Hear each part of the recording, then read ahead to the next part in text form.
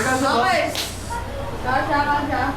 Ready? 5, 6, 7, go. Revolution! Sa pag-ikot ng mundo, umuugong ang pagbabago mula sa apoy sa bato sa unang imbensyon hanggang sa bakal, makina at modernong sibilisasyon. Kami ang tinig ng nakaraan na magbabalik tanaw sa apat na revolusyong nagpalakas at nagpabago sa mundo. Naririnig nyo ba? Alin? Singaw at bakal! Train at pabrika, usok sa ibang mawid. Ito ang unang siklo, panahong umingay ang daigdig. Oo, dito! Sa pagarangkada ng makina, isang pistol ang kumikilos, isang bulong ang umiikot, at nagsimula ang paglalakbay ng nakaganan ng mundo. Paglikha! Produksyon! Pagunlad! Paglalakbay! Dito na buhay ang revolusyon. Nagningning ang ilaw! Umikot ang linya ng asendiya, sunod-sunod at sabay-sabay. Mass production, bilis ang paggawa, organisadong sistema. Sa isang pindot, umilaw ang mundo. Sa isang sistema, nagbago ang lahat. Ito ang Industrial Revolution. Ito ang Industrial Revolution 2.0. Panahong binuhay ng kuryente ang mundo.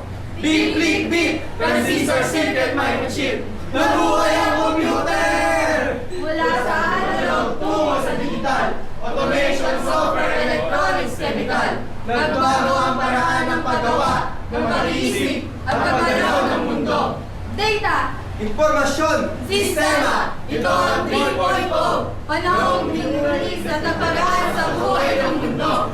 At ngayon, konektado ang lahat. Tao, makina, informasyon, buong planeta. Cloud AI, robotics, Internet of Things. Isang henerasyon ng may talinong Kaya mag-desisyon sa tulong ng datos at koneksyon. Ito ang 4.0. Digital, global at moderno. At ngayon, sa harap nyo, isang bagay ang aming daladala. Hindi ito maika, hindi ito simbolo, hindi ito misteryo. Isang lalagyan ng aming tinig at gawa. Dahil kami ang bagong teknolohiya. Kami ang bagong lakas. Kami ang bagong ideya. Apat na revolusyon sa bagong henerasyon. Kami ang susunod na bagyo na magbabago